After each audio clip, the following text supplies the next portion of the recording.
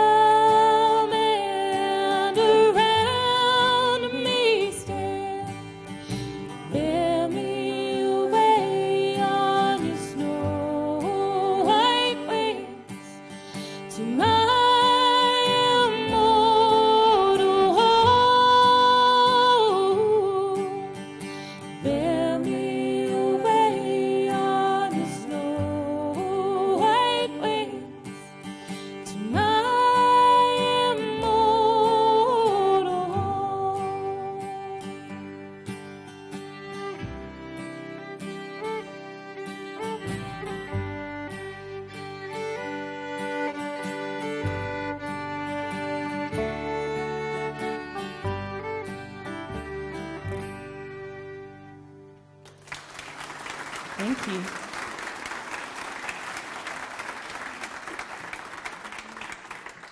This next song was written by Troy. It's called Time Will Tell.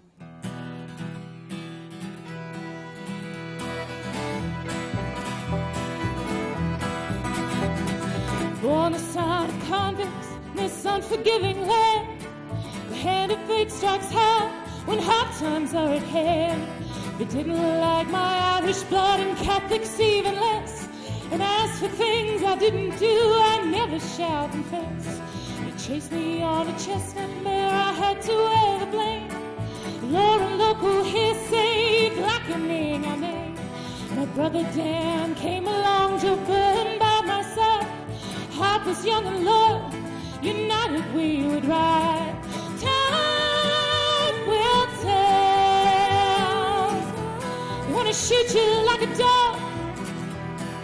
Time will tell. They want to shackle you and I. Time will tell. They want to string you from the gallows in Melbourne town. Rob Banks in your arm and your elderly, 8,000 pound upon the head to shoot the likes of me. But the deeds in the bank locked them in their cell. Dressed as low, he took the score, a letter left to tell. Time will tell. They want to shoot you like a dog. Time will tell. They want to shackle you and I. Time will tell. They want to string you from the gallows in Melbourne town. Nick Kelly, I sentence you to death for willful murder. Have mercy on your soul.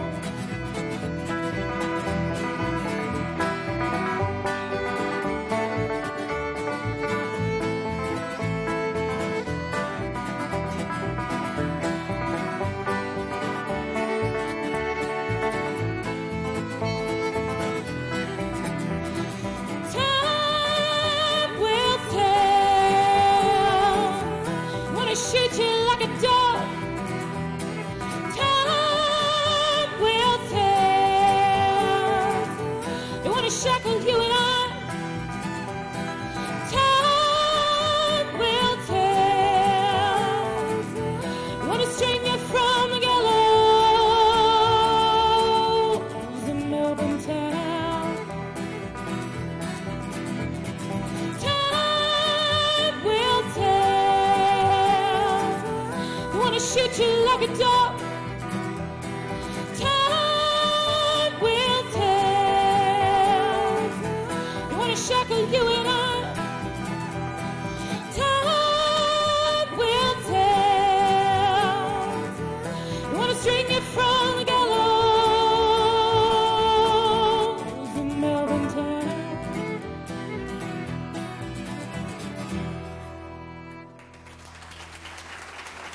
you very much.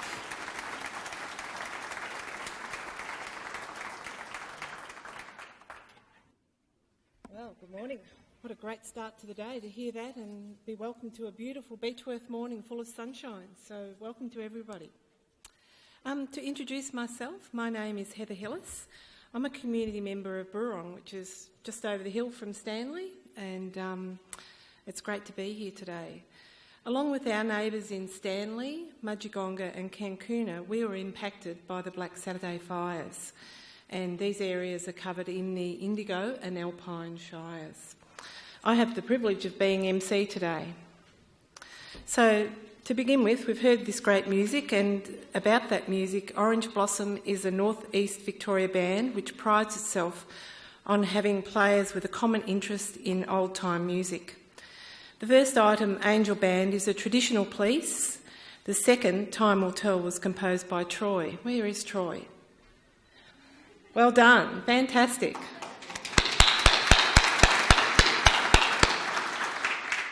Really good beat to it. On your seats, you'll find scattered, not on every seat, but there's programs for the August Ned Kelly weekend in Beechworth. And the weekend gives an opportunity for people to go to the rereading of the first Kerferd Oration, delivered in 2003 by the then Chief Justice of Victoria, the late John Harbour Phillips AC. The title of the Phillips Oration was The North Eastern Victoria Republic Movement, Myth or Reality. So if you missed the first Kerferd Oration, here's your chance on Sunday the 8th of August, and tickets are available from Beechworth Visitor Information Centre. Now, I know we've already thanked them, but I would like a round of applause again for Orange Blossom, Greta, Isabel and Troy and Max. Thank you.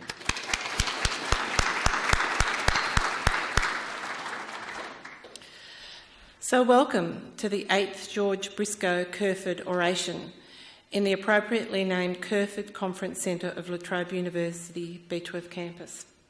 A fit setting for today, I think.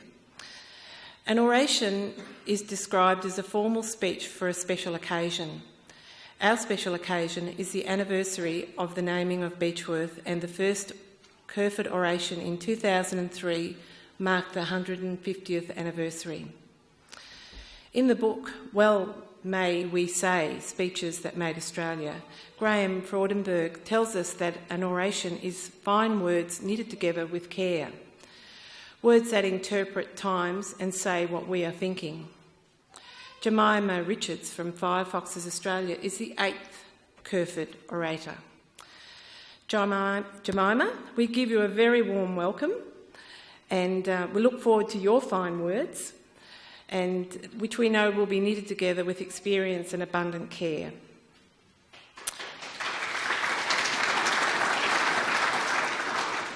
We also welcome your husband Dave and fellow Firefox Arwen Taylor. In welcoming Jemima, we also acknowledge and praise Christine Nixon. As you know, Christine was to have delivered the 2010 Kerferd Oration. Last Sunday, Christine was taken ill and had surgery on Monday. Now, let me find in here. Christine has actually sent us a message, so I'll read this out. Hello everyone, I'm sorry that I cannot be with you today. I was very much looking forward to talking with you today as this year's Kerferd orator about the strengths and talents of community. Over many years, but particularly over the last 17 months, I have been privileged to work with different communities and to see some extraordinary actions and achievements by community members and communities as a whole. In preparing for today, I have been thinking about some of the most important stories that I have heard, lessons that I have learned, and challenges I have seen taken on. One of these stories was about a small group of women in Kinglake who, after the fires, saw a need and acted upon it. This group of women we now know as Firefoxes. I truly believe that theirs is a great story that should be shared with many about what communities are capable of, given the right circumstances, the right opportunities, and the right encouragement. When I realised I wouldn't be able to be present today, I asked the event hosts, whether they would like to hear from some of the very people who I was going to be talking about, the community themselves, the firefoxes. Jemima Richards, your orator today, is a woman with great energy and courage. She and other firefoxes have contributed enormously to the recovery of many others. They work across the Kinglake Ranges, but their efforts and their spirit have touched women and families right across bushfire-affected areas in Victoria. I'm delighted that Jemima is able to speak to you all. I am sure what she has to say will leave you with something to think about for yourself and for your own community, and I commend her story to you. Have a wonderful day. Christine Nixon.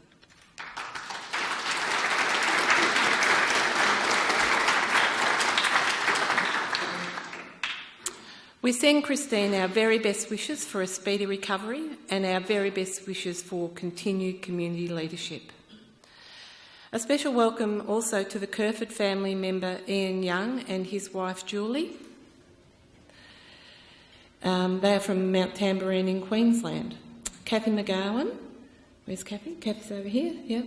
And Councillor Ellie Pockley, Deputy Mayor, Indigo Shire Council. All of the three of the sponsors are delighted by the support for the oration by Beechworth residents and the many others from across the Indigo Shire, northeast and border areas. There are some who wish they were able to be here and they give their apologies.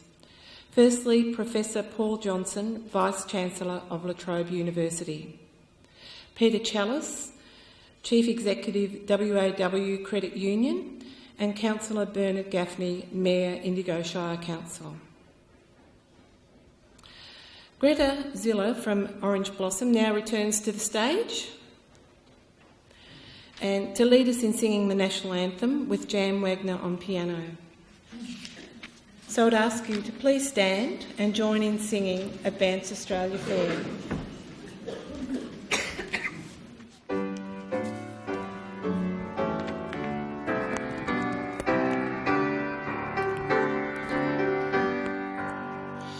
Australians, oh, let us rejoice, for we are young and free, with golden soil and wealth for toil. Our home is girt by sea. Our land abounds in nature's gifts of beauty, rich and rare.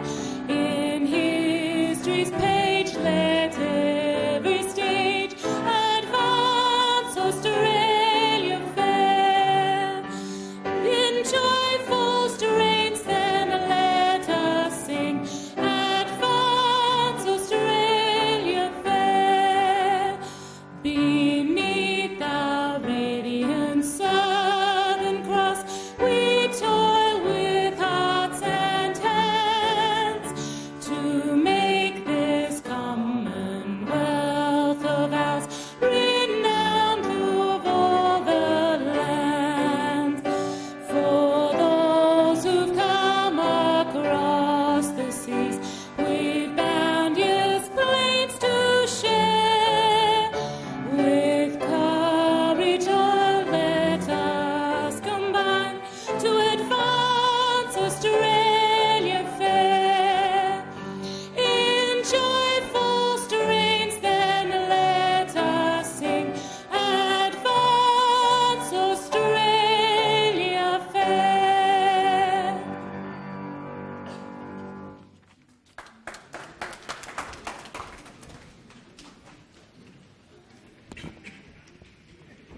Please join me in thanking Greta and Jan. Jan, we also thank you for your music while we waited.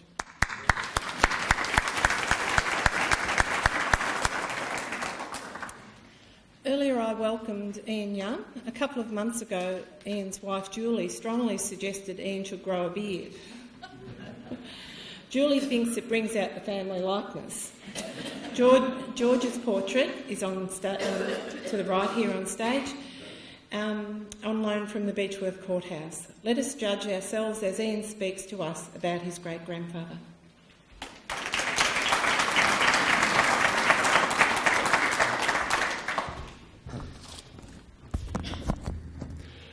Thank you, Heather Hillis, for the warm welcome. Coincidentally, my sister married a Hillis about 40 years ago, but we don't believe we're related.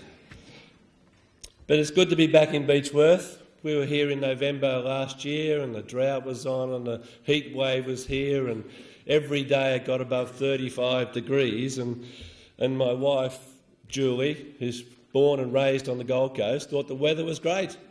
And me, being an ex-Melbourne boy, lived there for 30-odd years, was saying, "Oh, you wait in a day or two, you'll be cold, don't worry." It was never cold for the entire week. And even this time, the weather's been great. And again, Julie's loving the weather until about 5 o'clock at night, and then she's not quite so chirpy. But even better than the weather was the warm welcome we received last time and this time we were in Beechworth. Everybody's so friendly. It's just an amazing, beautiful place. And that was even before I have this so-called great-grandson of George Briscoe Kerferd. When they knew that, they were even friendlier, if that was at all possible. And just so helpful. And that's why we came in November, just so I could find out a bit more about my great-grandfather, even though I did know quite a lot. But it's just getting that extra little bit was wonderful, and everyone was so helpful. It was also extremely pleasing to see the high esteem in which the early pioneers, including my great-grandfather, are still held here in Beechworth. I must tell you, I do have one regret about being the great-grandson of George Briscoe Kerferd, and that is I am my mother's son. My mother was born Lorna Kerferd and was the daughter of Frederick Kerferd, who was the third son of George and Anne Kerferd. As women did, my mother changed her name when she married my father, Bill Young, so I will never be a Kerferd by name. I also happen to like George's middle name, but Mum chose to have my middle name the same as her father's first name, so I end up with a pretty boring Ian Frederick Young. But however, today I just want to briefly share with you how the values and passions of George Briscoe Kerferd have been handed down through the family to become part of my very being. The scary thing is, this may remind us all that what we do today may still resonate 100-odd years later. George Kerferd was instrumental in getting the railways to come to Beechworth, which in those days must have been a big boost to the town. A family story has it that when he was a politician and judge and living in the suburbs, including Williamstown, the suburb where I grew up, he still travelled to work by train. And I love train travel. I don't know why, but I do. My wife and I have done all the major trips in Australia with only the Brisbane to Mount Isa trip to do, and we hope to do that in the next year or two. I've also been on many train trips overseas. If you want to see how a passenger train service should be run, you must go to Japan. A couple of years ago, I went there with a small rail enthusiast group, and we went to all the tourist spots, but we went by train. And in the end, I caught about 120 trains. And there was only one train that was late, one. And that was the train I caught home from Brisbane Airport to the Gold Coast. But more importantly, it's great to see everyone starting to realise what G.B. Kerferd knew almost 150 years ago, that rail transport is vital to our economic and environmental well-being and helps to bring communities together. Secondly, I'm heavily involved in local community or amateur theatre and love acting and directing. I was lucky enough to see the final full-dress rehearsal at the Beechworth Theatre Company production of Ian Jones's The Reading last year. We were leaving before the short play was actually performed, so they invited us along, and I was so impressed that we will now perform the same show on Tamborine Mountain later this year and maybe take it down to the Gold Coast and other places next year. You have to excuse me, you can see I'm suffering a bit, and I almost had to ring Joan to say, all these problems you've had, Joan, for organising this wonderful day, you've got another one. But I think I'll get there. You may wonder what has all this acting stuff got to do with Mr. Kerferd? Well, last year I went to your wonderful museum centre and the courthouse. and wandering around where Justice Kerferd, as he was by that time, walked and moved was fascinating. When I sat in the courtroom chair once occupied by Justice Kerferd, I knew immediately that he was acting a real-life role. He was in the spotlight and loved it as I do, albeit in a more quiet and modest way than perhaps myself. I could see him in the judge's chambers, changing into his judge's robes and wig, standing behind the door, waiting to enter the courtroom, getting the call and drawing himself up to his full height and entering onto his particular stage. I could feel where my acting bug came from. And family stories have it that the night before Justice Kerferd sentenced someone to hang, as they had to do in those days, he could be heard pacing up and down in his study all night, hoping for a different ending to this particular script and yet knowing it could not be. I regard an energetic community theatre as very important for bringing out the hidden strengths and hidden talents of a community. Community theatre enables us to mix with all sorts of people we may otherwise have never met, all for the common goal to distract and entertain others in our local community. Thirdly, third example is his dedication to public and community service. He devoted his life to serving the public in one form or other. As you probably know, he started a brewery here in Beechworth. What greater public service could there be? But as we know, there are bigger and better public service things, and he did a lot of them. And somehow my mother, in a subtle way, instilled the spirit of serving the public and community into my sister and myself. We have both been brought up to believe we are here to help others. My sister and I have both spent most of our lives doing public service in some form or other, as has my wife. I've just retired after 20 years as a sort of a quasi-financial planner with the Financial Information Service, and that has connections with Centrelink. There we help people maximise their total income by giving information on various investment options, their risks, their benefits and some other options they might want to consider. I had many offers to work in the financial planning industry, but somehow it never seemed as worthy as the work I was doing through the Financial Information Service. I now realise I should perhaps be thanking my great-grandfather for this attitude. I could talk a lot about what George has done for the community. We had a wonderful tour. Pat took us around late afternoon yesterday and showed us the original hospital, these buildings here, which George Briscoe Kerferd was involved in getting established, the railway and so on and so on. But would George Briscoe Kerferd have welcomed our planned guest speaker, Christine Nixon, today, I asked myself? And I knew that after her life of dedication to serving the public community in many interesting and intense ways, and having her fair share of controversy, which Mr Kerferd endured from time to time during his years as a politician, I believe he would have been proud and humbled to have Christine Nixon here today. But alas, it was not to be. However, George Kerferd understood that the name in the headlines is only a small part of a community. It is the unsung heroes who make a real difference in a community. In times of trouble and crisis, it is these people's strengths and talents which may have lain dormant that surface and hold a community together through the toughest of times. So speaking with Jemima yesterday, I'm sure that Mr Kerferd would be no less proud and humbled to welcome Jemima Richards today. I hope my short examples of the family side of George Briscoe Kerferd help you understand why, though I don't share his name, I am proud to be able to call him my great-grandfather. Thank you.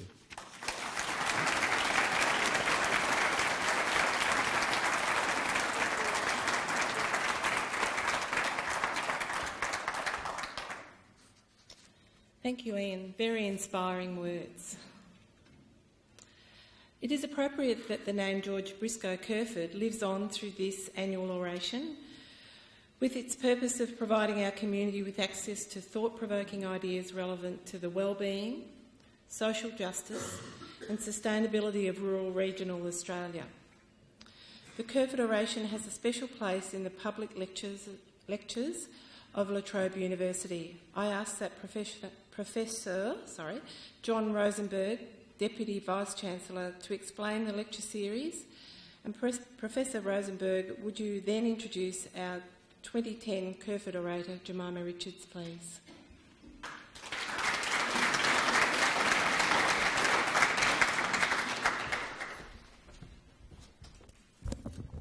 Thank you, Heather.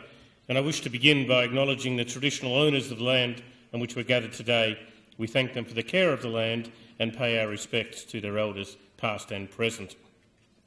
You may not know it, but today we're really participating in an activity that has a history that reaches back really before recorded time.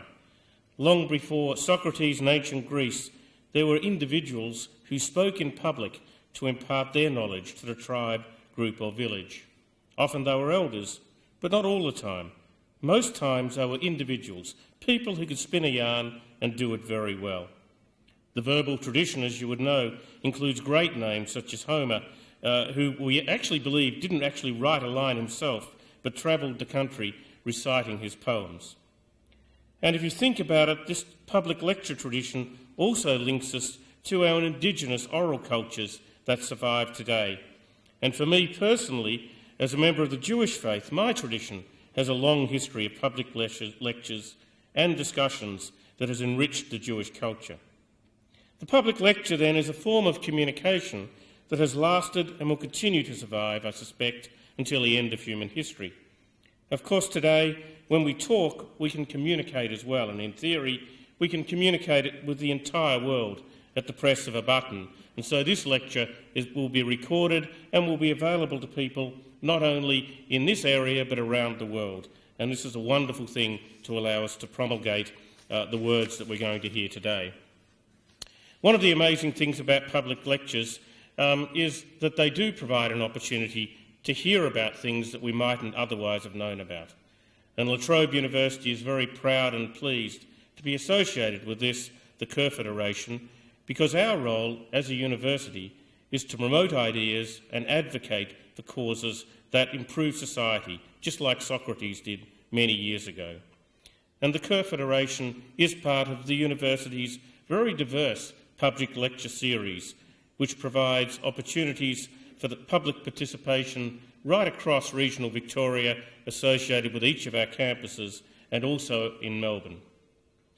This oration was first held in 2003 to commemorate the 150th anniversary of the naming of Beechworth, and we're very pleased that this tradition will continue, we know, for many, many years. As we just heard, the oration honours George Briscoe Kerferd, and we also heard of what an energetic community leader and Premier of Victoria and Judge of the Supreme Court of Victoria he was. And I took part as well in the tour with Pat Doyle yesterday with Ian, and I was just amazed at the things George Briscoe Kerferd did.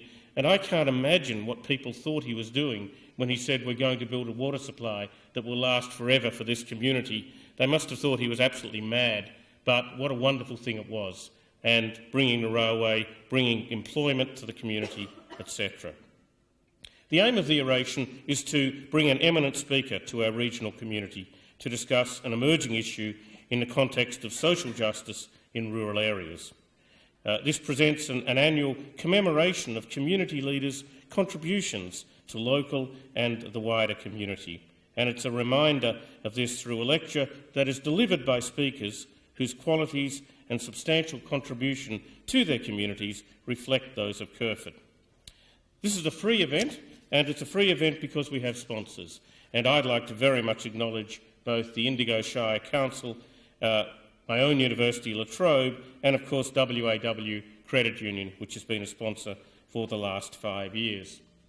But an event like this doesn't just happen, there are also organisers, and I would like to acknowledge the organising committee chaired most ably by Joan Sims, who, if ever you want to put on a theatre production, we can just see her as a stage manager extraordinaire, because the organisation has just been amazing.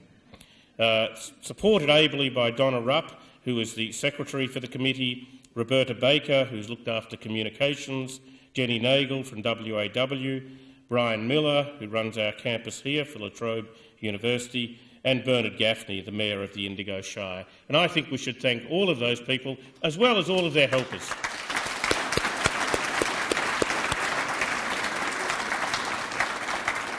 Now, the list of previous speakers you can see on the board is incredibly impressive. People who have all made an amazing contribution to their community and to Australia, and I'm absolutely confident that today's speaker will only add to the prestige of this event. We've already heard that Christine Nixon is not able to be here, and we, of course, wish her a speedy recovery. But with every difficulty, of course, comes an opportunity, and we're very pleased and excited to have Jemima Richards here to deliver today's oration. Jemima's story is one of courage, selflessness and community spirit. And in the midst of absolute destruction and desolation of the Kinglake fires, Jemima established a private relief centre on her own property, servicing hundreds of people daily. And she continued to provide support over the coming months, eventually establishing the Firefoxes. And we'll hear about that in just a moment. I had the pleasure of spending dinner last night with Jemima, and we had a wonderful conversation, and I know this is going to be a very, very special oration. So I don't think you want to hear any more from me. Better to hear it from the Firefox herself.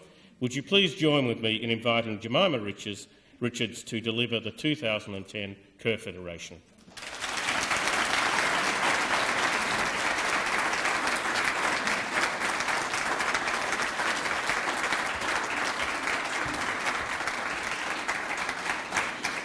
Hello everybody, thank you, that's a very warm welcome.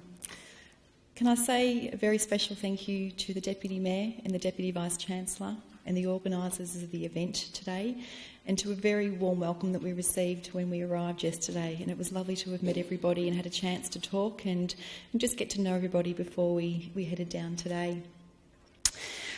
I would like to say that I did speak to Christine on Friday, and she did want me to reiterate that she was sorry that she couldn't be here with us. And I said also to her that we were very sad to hear that she wasn't well, but thank you for thinking of us and the Firefoxes and giving us the opportunity to come up here and visit you all and talk with you and share our story with you. And I'm sure that many of you could be up here sharing your story that would sound very similar. A story that's one of much tragedy and trauma, but is also one of much hope and inspiration and strength and courage. So I'm going to tell you a little bit about my story, which will lead into how Firefoxes came to be and what we are doing for our future in our shire, and hopefully with a great partnership with the shires that have all been bushfire affected. And we can go on and be stronger as a result of having a good friendship and a good connection and a good communication that enables us to be better in the future. Just a little bit about me and the day of the fires. I was held up at work. It's a very long story, but I'll try and keep it brief. I was held up at work at my business in Ivanhoe in Melbourne, which is about an hour away from Kinglake. And when I finished in the evening at 5 o'clock, my husband Dave had rung to say, honey, maybe you shouldn't come home. There's a bit of smoke around and there could be a roadblock and you mightn't get through. And I said, no, I'll be fine. I'll get through. And he said to me, no, I really think you should go to your mum and dad's house. They live not far from where I work. So his voice sounded very serious. So I thought, OK, I'll do just that. At the end of that phone conversation, he said he had to go because there was someone yelling out for him and I couldn't quite make out what that was. So Dave hung up. A few minutes later, maybe about 15 minutes later, we actually made contact again. And to my surprise, he was taking cover in a dam on our family's property with his elderly parents and his brother. And he informed me that all our houses had burnt down. Our house had burnt down, his parents' house had burnt down, and his brother, Tony, and Sandra and their children, they had lost their house, and that they had taken cover in the dam and they were waiting for the fire front to blow over. And the phone went dead.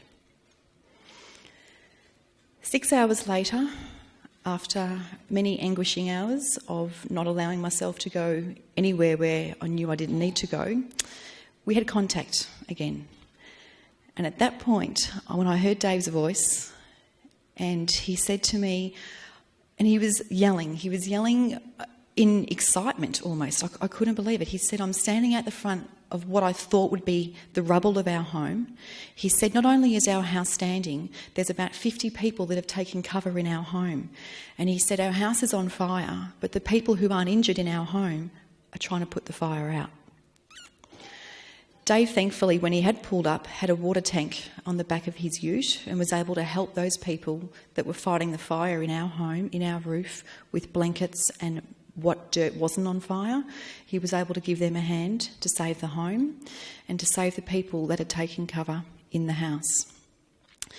So that was good news on my part, knowing that our house had actually helped people to be safe. A few days later, I was able to very sneakily make it up to Kinglake on the Monday. I had the fortune of knowing somebody who knew somebody that was an off-duty police officer, and he laid me in the back seat of his car on the floor, covered with a blanket and a few big items that would disguise my body laying in the back. And we set off to the roadblock in Whittlesea, which we were held up at, and long story short, we kind of jumped into a convoy of CFA trucks and followed them up the hill and got through the second roadblock, and he said to me, "You're okay to sit up now." So I pushed off everything that was on top of me and the blanket, and I sat up. And I sat up and I looked around the hill that I drive up and down every day, and I didn't know where I was because I couldn't recognise a thing. One of the most distinguishing memories of that ride up that hill was the colour, and there was none. It was just grey ash everywhere on the ground and the black sticks, and I was just hoping to see one thing of green, and there wasn't. Was able to make it home and see my family, my husband Dave, and my in-laws, and my new neighbours that I didn't actually really know that well, that we were living with because our house was quite damaged. And we lived with these neighbours a few kilometres away for, I think it was over a week. It was actually about 9 days until our house could be repaired enough to sort of move back into. That first night when I arrived home and had dinner with all of my family and my friends, I felt like I was privileged to hear, if that makes sense, privileged to hear the stories of what they had endured in the last few days and what their needs still were. And I didn't say anything, which, if you ask Dave, that's very unusual to have sat amongst a conversation and not to be having my input. And to hear the need and to hear what was still going on and all that they endured, it was quite heartbreaking and amazing that we had this incredible need of things. So the next day I went home with Dave to our house and stood in my backyard at all the mess and destruction and thought, where do I start cleaning up? And it was just too big a question. So I found myself going inside and ringing 3AW, one of our local radio stations that I listened to, and said, this is what we need. And that afternoon things started to arrive. So from that moment on, 305, which was the address of our property, and we are on the main street in Kinglake, the main road, and we have 50 acres, it's cleared land. So we started to receive things that people had been very kindly collecting, and in the end, 305, as it became known, housed 11 shipping containers, some that were refrigerated to store food and home-cooked meals for people that were cooking in Melbourne to bring up to Kinglake. We had an internet bus. We had a toilet block, we had a gas exchange system, we had petrol drums. We had quite a lot of things that people were needing to just get through the next few days and the next few weeks. We were lucky enough to have had a community of MFB firefighters in Melbourne that volunteered on our property every day. We had a roster of about 30 volunteers every day working to welcome the people that walked into our property who needed help. We had local people that were also helping out. They would come in and say, look, I live locally, I haven't lost my home, I've lost sheds and fencing and I've hurt my arm, but what can I do to help? And this went on for days and days. We were very fortunate to have a lot of people from outside the community who were able to get to Kinglake and offer their help. And that came in the form of assistance from anybody who was just able to unpack the trucks that were arriving daily, to put all the items into the shipping containers, from a story where we needed to get petrol at one point and we couldn't get petrol, and Jim Steins and the Melbourne Football Club had called in to the property just to talk to some of the locals and give them a little bit of hope, and he heard me on the phone trying to organise a petrol tanker to deliver petrol up to Kinglake, and he said, look, here's my card, we've got some people in the footy club that may be of assistance, if you can't get the petrol, let us know. So stories like that were immense, and I could write a book about those sort of things that happened all the time. As it turned out, we realised that what we were doing at 305, I was driving the operation, and my husband Dave was an immense support amongst dealing with the own loss within our family of homes and the illness then that his mum, she was very sick after the fire, so there was a lot of other stuff going on for us too. And we realised that we could not sustain this on our own. Thankfully, we had some people that were helping us at our home who have done this kind of thing before, and they were able to offer their wisdom and insight into what we could do from here. So the Kinglake West Relief Centre, that was being operated not far from us by local people on community and council land, we decided to join forces, and we merged together and we moved across the road from where the Kinglake West site was onto the Uniting Church property. That also meant that we had a bit more control about what we were doing for our community, because in the early days and following the manual of disasters, we had been told that the relief centres would be closing down at the 2-week mark back then, and there was a lot of confusion, a lot of uncertainty and a lot of miscommunication. But as a community, and dealing with the people who were affected, which was everybody in our town, regardless of what they had lost, be it homes, fences, sheds, and hideously if they had lost family members and friends, the loss was great everywhere. So we realised that we needed to keep the relief centre going, and we did just that. We decided that we didn't have at that stage the backing of the council, but we knew it was a need for our community. So we set up on the Uniting Church property, and we borrowed a marquee, and we had a portable kitchen, and incredibly so, one of the men volunteering at our home, he was a chef. So he was at our place. He was cooking for everybody. He'd be cooking from 6 in the morning till 2 o'clock in the morning for anybody who came in, be it local people, be it the volunteers that we were working with. So Chris moved down with us, down to it was actually ended up being called 1050. That was the address of that site. So everybody knew it as 1050. And from there, as a community working together with some people who were also from the outside looking in, working with us, we were able to provide for our community on our own. And we were cooking meals for up to 400 people a night. We had shipping containers on that site that was providing material aid. We had child minding organised in the church site, which would allow people with children to be a part of what was happening. Most of all, the main thing that came out of the 1050 site was that it brought people together. And that was what we needed the most every single night. To sit in the end, when the state government, they realised what was happening and how important it was, they came along and funded the project, and we were able to get a much, much bigger, proper marquee that wasn't leaking. We were able to put a floor in there, we had heaters, and we had lots of round tables. And every night, people, no matter what they were doing through the day, they came together every single night, and they would share a table with people they might not have known, but they could share a similar story. And that validation of people understanding without really understanding, that validation of understanding without really having to explain it, it's like a whole new language that we have learnt. So 1050 became quite a site for not just food, but for a lot of the community briefings and for a lot of the community then meetings that were held every few nights and weekly, and it was a way in which the community was informed of what was going on and where to go and where to get the help they were looking for. Towards the very end of 1050 actually being in production, which was towards the end of March, things started to change a little bit, and we could feel the mood and the energy shifting. And we realised that we needed something that was what we used to know was a normal thing. So we had some musicians come in every few nights and just play some music. And by golly, to see people smiling again, just for that moment, just for a few minutes, for a few hours, just to have some soulful music, whether you liked it or not, it just made all the difference. 1050 was actually being run by a lady whose name was Rowena Allen, and she is the CEO of Uniting Care Cutting Edge in Shepparton, and she's had a lot of experience in dealing with youth and with adults and with trauma and tragedy and councils and government, and yet also being on the ground. There could not have been a better person to have run that setup, because she was able to understand all aspects of what was going on, and she also knew how to talk to the people that were suffering, yet she also knew how to do the government talk. So we were very lucky to have her.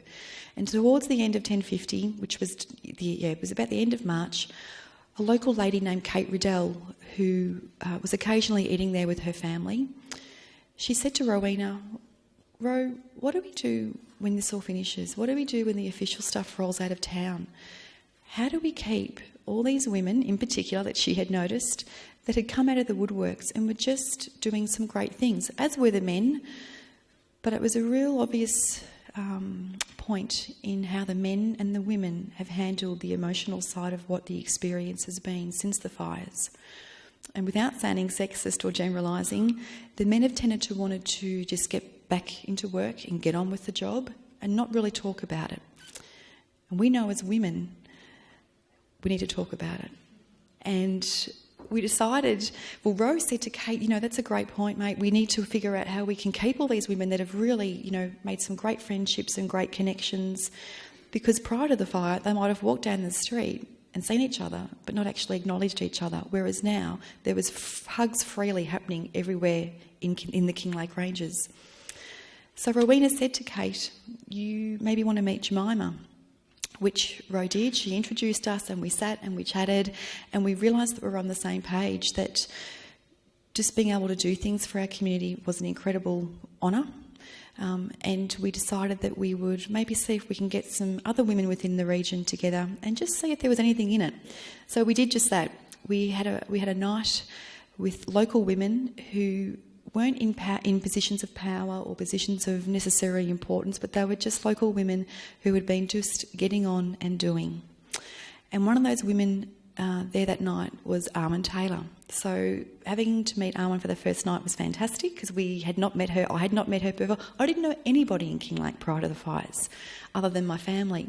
So after that first night of being together with all these women, and we were saying to them, what is it that you need as an individual to help you get on with rebuilding your life and your family needs and your partner's needs? What is it that you need? Let's see if we can figure out a way of making it happen together so we can rebuild our community. So that night we had some of the toughest women that I've had the privilege of meeting, volunteer firefighters, volunteer ambulance service people, just tough mountain women were at this night. And by golly, I don't think I'd seen more tears than I did that night because it was the first time these women had had a chance to feel really safe emotionally and not be afraid to cry, not be afraid to show how they were feeling to their families, to their children, to their husbands, partners, to their extended family because of the need to stay strong. So it was an incredibly powerful evening and one I will never forget. So we realised, there was definitely a need. So from there, Kate, Arwen and I got together and started having some ideas around what we could do. So from there, we organised fortnightly meetings or gatherings, and we made them very different. We had them that were a bit more fun, so we might have a dinner together with a whole group of ladies. There could be anywhere from 10 to 50 women that would come along. We did some fun things. We had some counsellors come and talk so we could learn how to recognise the symptoms of post-traumatic stress in ourselves and in our children. We had some fun nights where we bussed a lot of local people from the Kinglake Ranges down to a local hotel where Jimmy Barnes was playing, and we had a night off the hill and we had some fun. And some people were very lucky to have met him prior to the show, and that really, it just was that little bit of hope about what could be for our future. We've been very privileged with what we've been doing with the Firefox gatherings last year and this year, because we are continually inspired by the women that we get to meet and what they are achieving every single day.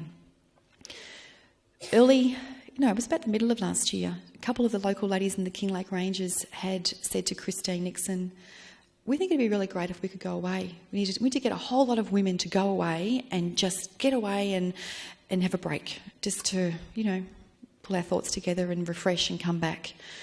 And Christine thought that was an incredible idea, and she backed that fully. And I think that got her into a bit of a pickle in at work with people trying to organise that, but she believed in the idea. So when she was able to find a private donor to fund that weekend, to help fund that weekend, it was all systems go. And within 3 weeks' time, 6 local women from the Kinglake Ranges, along with some Vibra staff and Christine's full backing, we bussed nearly 400 women from over Victoria who were bushfire affected down to Lorne for a weekend of rejuvenation and learning and fun and just being with like-minded people who understood the process that we were all going through without even having to say a word. It was a huge success, and I do remember meeting some of the women from the northeast region, and I've been told they since came back home and set up their own CWA because they got so much out of being with all women together that they thought it was a great idea to keep that momentum going. And there's been a number of stories just like that. We have had the privilege of also meeting people that are deemed maybe not bushfire affected because they don't live in a bushfire area but maybe live in a suburb of town, but they are bushfire affected because they had family who died in the fires. And people like Rhonda, who this happened to, she lives in Camberwell and lost family in the fires. She felt her voice was lost because she didn't live in the bushfire affected area. So she went on to produce a day, and it's called Sock Day, and it's about seeds of compassion, and it's about reminding people who don't live in an area or who aren't affected by it and who think that life has gone back to normal for everybody who has been affected, that in fact it hasn't. And it's just a gentle reminder to remember people that 17 months on, it still can be a struggle day to day, and that life for us is not back to normal. And Firefoxes Australia, which is women rising together from Black Saturday, formed because we understood that life would never be normal again, but that we were very, very adamant about creating a new normal for us all and for our families and for our communities. So I guess I could say that there are hundreds and hundreds of stories, and I'm sure that you've heard a lot of them, about communities and the resilience and the strength, and we could sit all day and talk about them. I think there is such a commonality in all the regions that have been affected, and some of the struggles that we all have and some of the strengths that we all have in working together. We are lucky that we have communities outside the areas that are affected that want to be involved and want to understand and want to help, along with government and Vibra, who are understanding that they need to assist the community in what we need because every community's needs are different. So it's about understanding what those needs are, figuring out the best way to move forward with them, and having the support networks around us and the skill set and the understanding to help us be able to do that for our future ongoing. And I think that a lot of people have talked about some of the things they have learnt out of this experience. Some people now are writing funding applications for the local groups they've set up, which they've never done before. Some people are understanding that some of their skill set that they thought really wasn't a skill set, in fact, has been very helpful in making things happen for their communities. As an Australian, and we talk about mateship of the country and the mateship of the men who go to war, we have seen that mateship happen in what happened from the moment Feb 7 began to unfold. And as Firefoxes working with everybody throughout the Victorian region that has been bushfire affected, we can only hope that the mateship that we have within our community in the Kinglake Ranges with Firefoxes extends to new mateships and friendships throughout all of Victoria, and what we can do together as community who understand what our needs are. Thank you very much. It's very humbling to be here with you all today.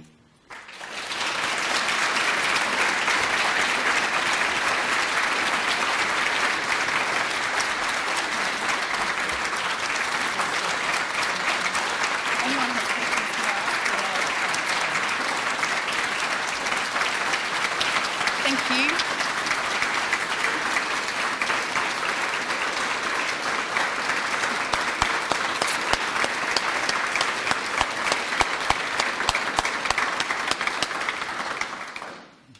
That's made me a bit emotional, thank you. I would just like to say that if anyone does have any questions or anything they'd like to contribute, I'm open to answering questions, as is Arwen, who's here today. And we will be around for this afternoon, and we'd love to talk to anybody who is keen to talk a bit more. But for the moment, does anyone have anything they'd like to ask?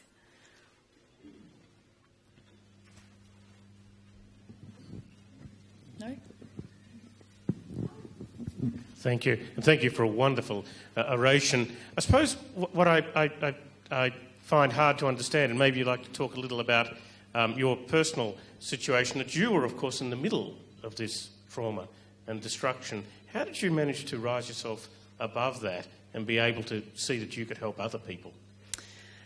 It's a hard question, I know, but it's interesting. Thank you, John. I'm a big believer in things happen for a reason and things are out of our control, and I truly believe by not being home in Kinglake that afternoon when I normally would have been home. I would normally have finished work at 3 o'clock and be home by 4 o'clock and was held back at work. I truly believe that I wasn't meant to be there and experience what so many of my family and friends did.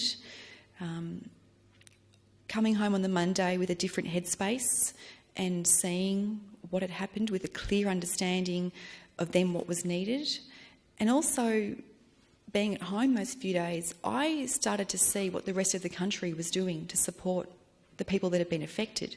So I had like an insight into the outside world of what we knew, and then going home to my home and my hometown and seeing what was needed, being able to kick into action and just, well, this kind of equals this and we need help and this is what we need.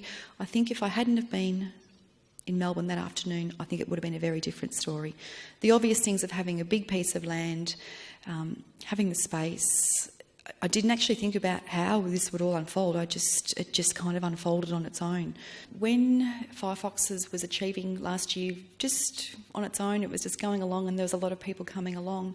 We understood that there was a need for this, so we started to work with a strategic planner around Firefoxes and just to really refine what the need was for it and if there was a long-term need for this.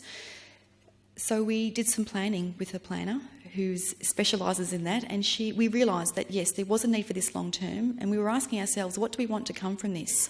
And the answers were that we wanted to be able to have this ongoing in Victoria for all the bushfire affected regions, but that eventually women rising together from Black Saturday would change to just women rising together. So be it in the forms of other tragedies, other traumas, other natural disasters, environmental factors, that we could have a presence, not us ourselves, but be able to pass that on to other women within those affected communities to understand that we asked the question, what do you need? We heard the answers and we acted on that, and that's what makes it work. So we actually have a plan of being global, definitely. We were fully... Oh, thank you. The hard work we have been doing behind the scenes as well is learning all these new things about setting up organisations and the structures and how to network and how to fundraise and how to get the word out there that there is a need for this, and we want everyone to know about it because we believe that when the next fire happens or when the next natural disaster happens, there will be a need for this, for Firefoxes to be a part of the recovery effort. It won't be a part of the relief effort, but it will definitely be a part of the recovery effort, for sure. Other questions over here?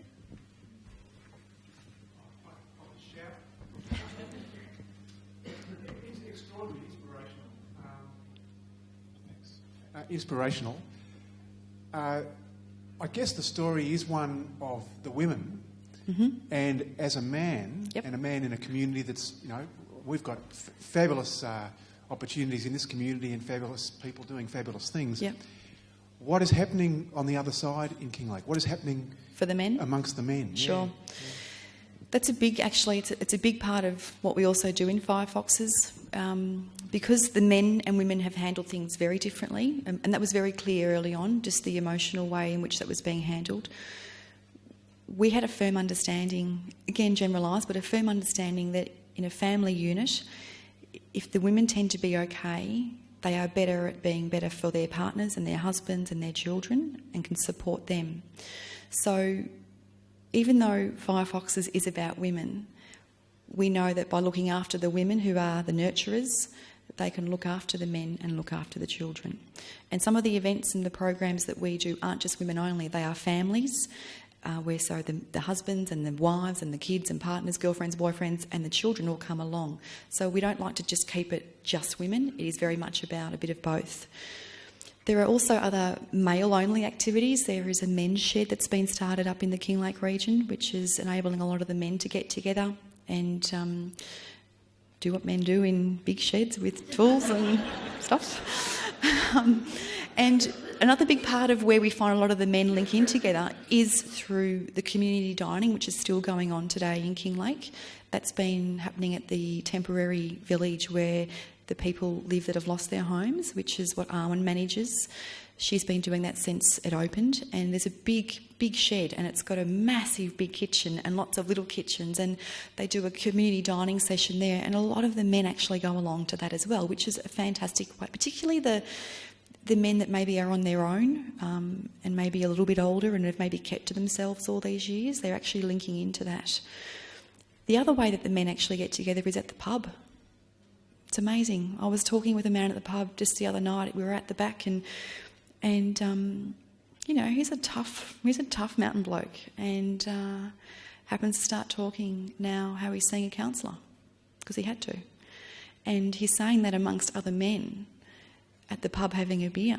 And that is just, you know, hugely powerful for one man to be saying, yeah, oh, mate, I've hit rock bottom and there was no way to go other than to go and see someone to help me get on with this. So there's other programs that we've also brought to Kinglake. There's a program called Horses for Hope, which is very much a counselling service without actually talking, and it's using the horse as the tool for the counselling. It's a bit like a pet therapy where you see dogs in hospitals and nursing homes and things like that. So initially, the idea of bringing that to Kinglake was for the men because a lot of them weren't seeking counselling, and there has been quite a lot of men that have done that program and they've talked about it to their mates, and there's a few others that are now doing it. So it's also trying to find ways to link the men into things that maybe are a bit not traditional, particularly in a rural and regional area, and people that have commitments to their farms and other things going on, that the thought is always about not just the women but about the men as well, and in some cases a bit more about the men because they can be a bit harder to engage. So between things like the men's shed, community dining, Horses for Hope, and one of the biggest things that we've had that has been for the men, we have a local police officer named Cameron Kane who was active the weekend of that fire and who is involved in the Kinglake Football Club and Netball Club. And the footy club got together after the fires and were trying to figure out whether it was appropriate to play for the year and train and if they had the energy to do it. And Cameron was one of the driving forces in making sure that did happen. And that on its own not only was inspirational for those footy players and their families, but for our town. That brought our town together. And a lot of people that hadn't been involved in the football before went along to that. And the spirit of pride and camaraderie and sense of community around watching, I don't even know how many blokes are in a football team, but watching them run out onto the ground, and I don't know anything about football, but we were there cheering them on. It's those sort of things for the men that are really important. And I think for all of the communities, it's actually us figuring out what we know works for the blokes and then making sure that whatever that is, that it happens. And if that means cutting through a few red tape ties or having to fight tooth and nail to make sure that it does happen, then that's the most important thing, because it may not be what the officials think we need or what the manual books say is the best thing to do. We know ourselves and we know our men, and if we know something is going to work, we've got to stay pretty adamant that we're not going to back down until we get it for them. So the men aren't forgotten by any means. Question? I'd just like to ask about the name, because I don't know whether you realise in the United States, foxfire has arisen from an Indigenous idea that environment, place, is actually very, very important to your learning and to your well-being. And so there's a huge community, Indigenous, spreading across the United States, which talks about place-based education and how important a place is to you. Did you have any idea of that when you named? We did know. I'm not sure if we know about that one exactly. No, we don't know that one exactly, but that's very interesting to know. Thank you. We'll look into that. But in naming firefoxes, it was about, initially we were temporarily calling our little group What Women Want, because that's the question we were asking. And there was too many unsavoury sights with that name, so we decided that we would change that name very quickly. And we wanted to encapsulate the fact that it was around women, and that it was born out of what had happened on Black Saturday, and that it had a little bit of spunk about it, and there was a whole lot of factors that we talked about for months about what to name it. And really for us, the name wasn't important, but it kind of was important. And we had that whole struggle with what to do. And Kate and Arwen and I, the three of us who have founded Driving Firefoxes, were in Melbourne one day and we were doing a brainstorming session. And on the drive home back to King Lake, within that hour or so, we got it. And Arwen's our creative person, and she was tossing around a whole, and we're going, no, yep, yes. And it just felt right. So we did actually do a bit of research when we thought that could be the name. And we learnt a lot about, Phoenix Rising, and a lot about other names to do with foxes and what a fox represents and what, all those sort of things. So there was a little bit of thought that did go into that, but we didn't know about that one exactly, and we're going to have a look into that for sure. It's a reverse. It's Foxfire, yes. Yeah, thank you very much. Over here, question.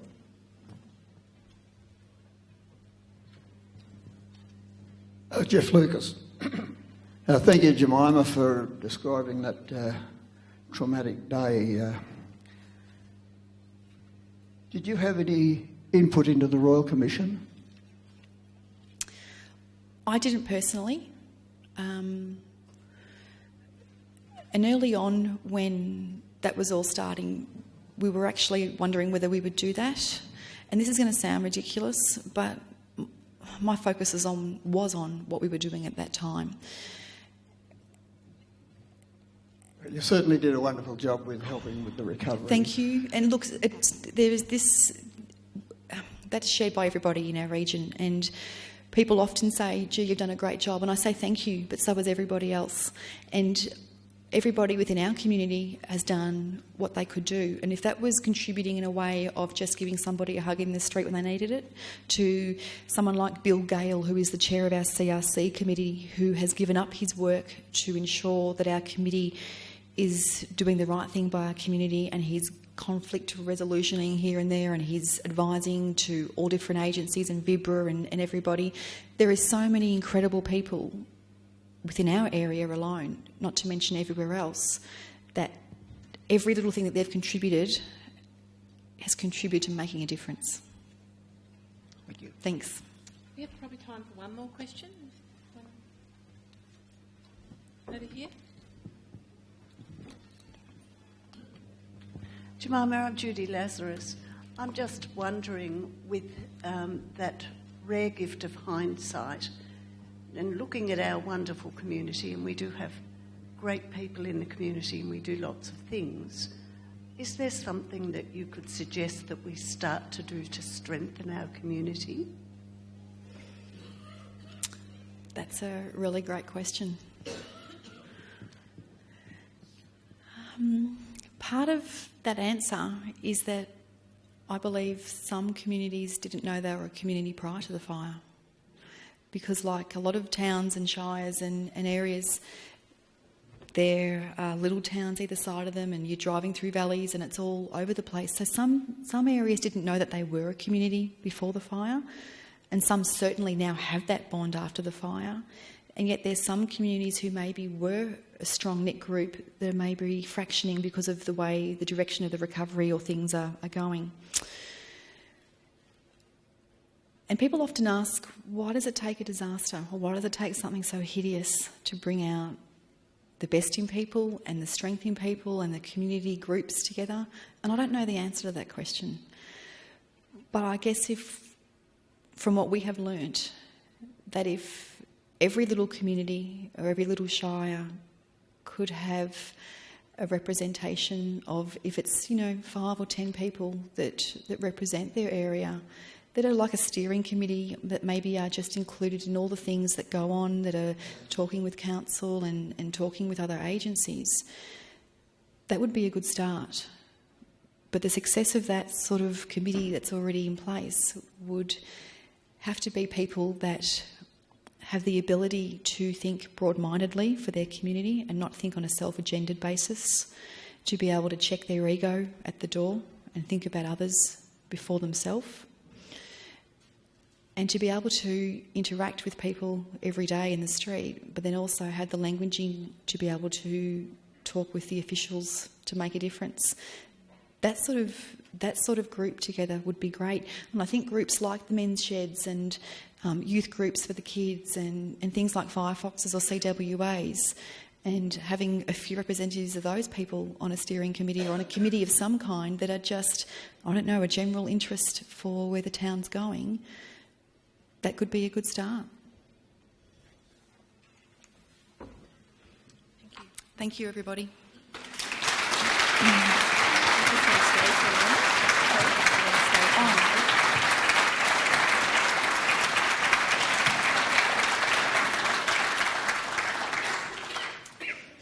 Thank you. It's a bit hard to put into words how we probably all feel after having such a great presentation. And from the heart, fantastic. Thank you very much. Thanks, Annabelle. We want to say thank you to Jemima Richards, and I have pleasure in introducing Michael Mack, who's the Deputy Chief Executive of WAW Credit Union. WAW, to our delight, is again the Kerferd Oration corporate sponsor. Would you like to come forward?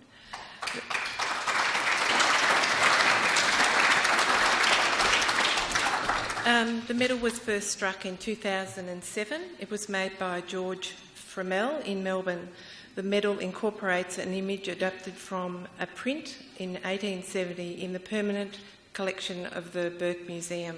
It shows Kerferd in the early years of his career as a lawyer and Member of Parliament. You go.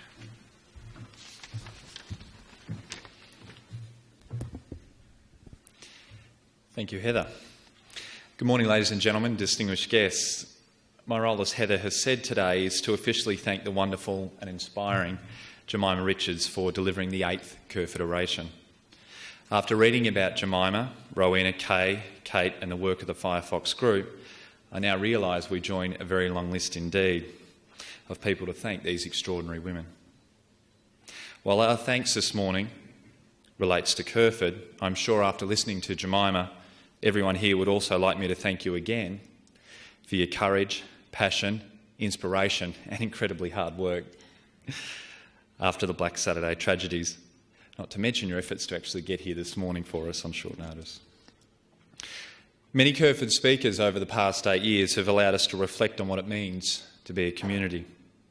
Some may say communities are defined by a town, region, employer, or even a shared system of beliefs. But surely this idea of our interconnectedness usually always comes down to one thing: our responsibility to others. Jemima, you have reminded us how it came to be that we witnessed one of the most significant outpourings of care and generosity right around Australia and in many parts of the world that this country has ever seen in the months that followed the fires in 2009. It was, I believe, because many millions of people came together as a community. This wasn't a community that was brought together just by tragedy, but an overwhelming sense of that responsibility to others. An obligation that you and the Firefox Group have so clearly reminded us of today. Ladies and gentlemen, I'm proud to be here this morning representing WAW Credit Union. In doing so, let me recognise Ms Cathy McGowan, a Director of WAW and a past Kerferd Orator in 2006. It seems appropriate that I stand here before you on the very site which is an important part of WAW's history. For WAW and Beechworth Cooperative began here in 1971. The cooperative formed to provide better access to financial services for the people of Beechworth and surrounds, but also for something very important, and that was to actually give back to the community.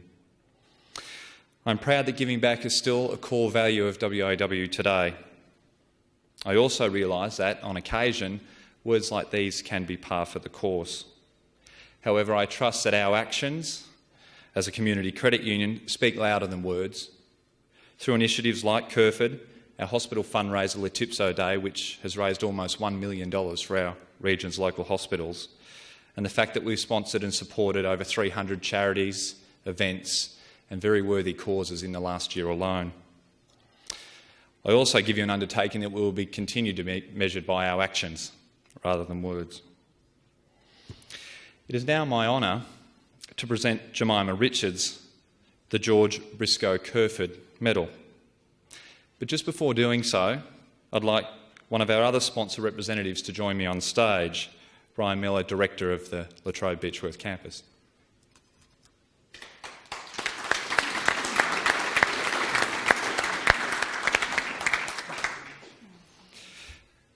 The Beechworth campus, once power was restored, was a staging post for 3 weeks after the Beechworth fire. It was home to 65 strike teams, 20 trucks and crews from the Victorian CFA, Sustainability Environment, and the New South Wales Rural Fire Service. Brian, his staff and volunteers saw to the welfare of the firefighters and the community.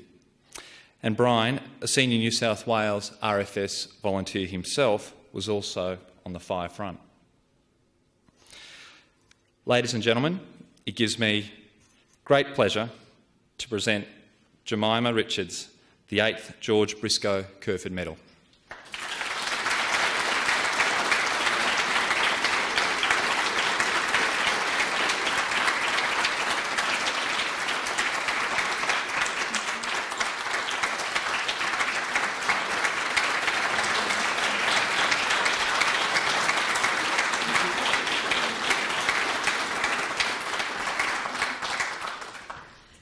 Thank you, everybody. Can I just say that I'm very humbly accepting this on behalf of myself and Arwen and Kate and all the firefoxes and all the women and everybody involved in everything that we are doing with bushfire recovery. Thank you.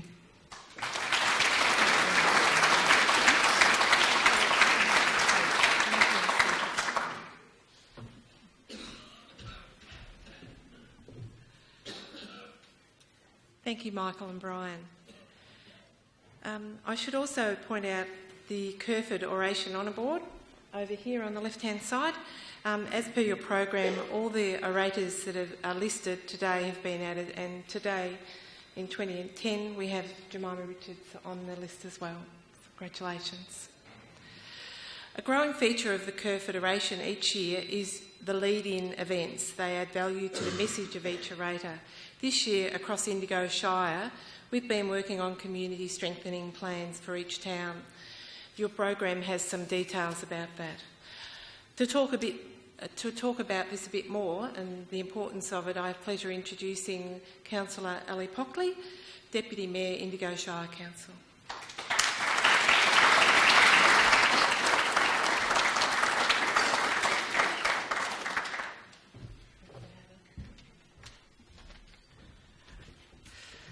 Spectacles.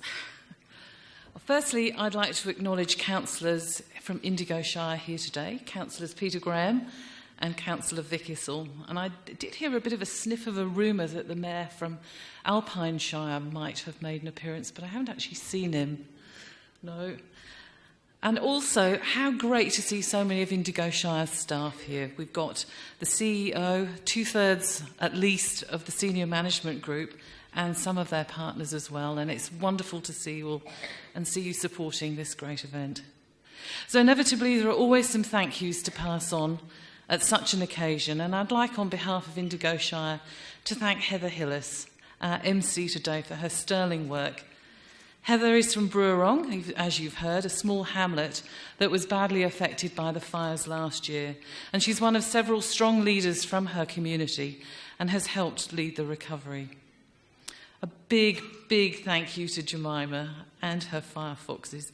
I find it actually quite interesting. We're just about to start lambing, so we're busy shooting as many foxes as we can find at the moment. But it's just so wonderful to see our younger women stepping up to the plate. And congratulations to you and all of your team. To the La Trobe University and the WAW for their continuing support with this very important date on the Indigo calendar.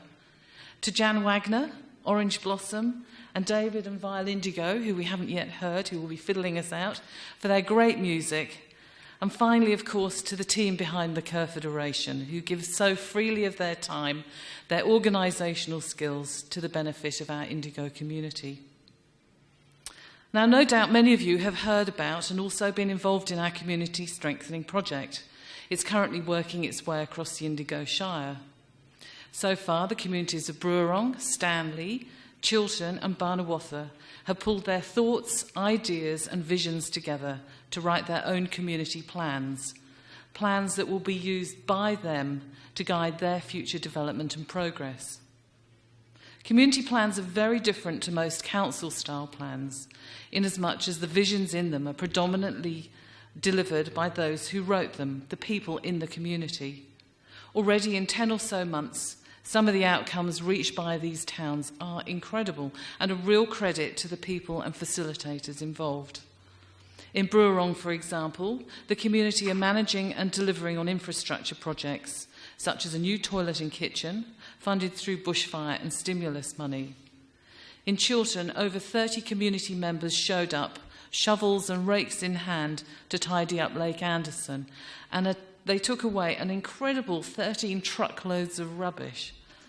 In Stanley and Barnawartha, much planning is currently being undertaken into some exciting future events, not to mention the now much sought-after Stanley newsletter, the 9 Mile News, also funded through bushfire money. The communities of Beechworth, Yakandanda and the Indigo Valley are now holding similar conversations. As councillors, we get right around our shire, and I'm consistently hearing about how this community strengthening project has shown what can be achieved through having a common aim. It's also becoming the envy of our local councils, which is great. Throughout this whole exciting new way of doing things, communities have become closer and taken up the challenge of designing their own future. The Community Strengthening Project will also be holding an event to celebrate our wonderful volunteers, and I'm sure that many other great outcomes will be achieved through this project. So as you can see, the work being undertaken by the Community Strengthening Project and team blends in perfectly with today's oration, revealing the hidden strengths and talents of community. So on behalf of Indigo Shire Council, I would like to congratulate you in getting behind the Community Strengthening Project, but more importantly, getting behind your community.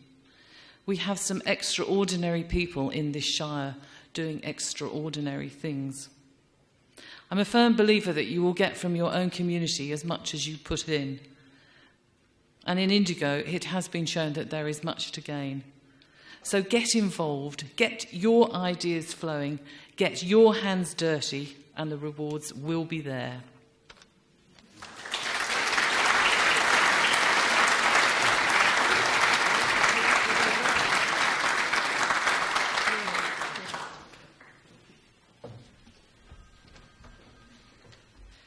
Thank you, Ellie. In closing, I'd like to mention the current exhibition at the Benalla Art Gallery, Beyond the Persona. It relates to eminent women of Victoria. You may have that on your seat somewhere. The exhibition of paintings by Caroline Williams runs to August the 16th. Among the eminent women of Victoria is a painting of Christine Nixon. So now to something pretty special, I think, and these girls have been waiting very patiently. So we celebrate with Vilingo. Vilingo is the Yakandanda Suzuki music of David Peach. So they're going to perform 3 traditional folk tunes, commencing with 2 Irish favourites, Rakes of Mellow and Davy Knick-Knack, yes, and concluding with the well-known Scottish folk song Marie's Wedding, accompanied on piano by their teacher David. So special thank you, and come on board. We have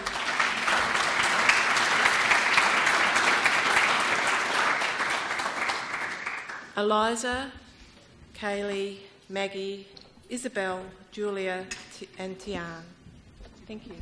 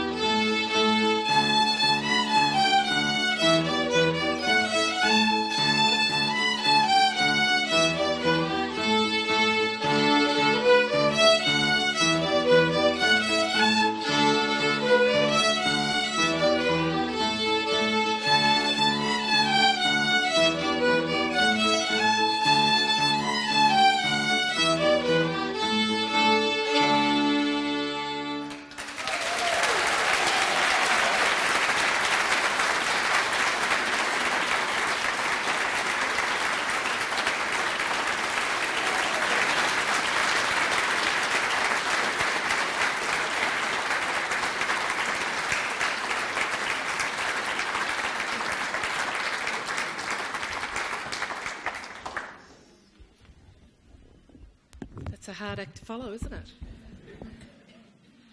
Thank you very much, David, and your team. Terrific. Thank you. Now we celebrate with a community lunch, which everyone here is invited to. So at the back here in the Sambles, the Briscoe room, and in Sambles Bistro across to the left. So enjoy lunch, enjoy your conversation, and we look forward to seeing you this time next year. Go well.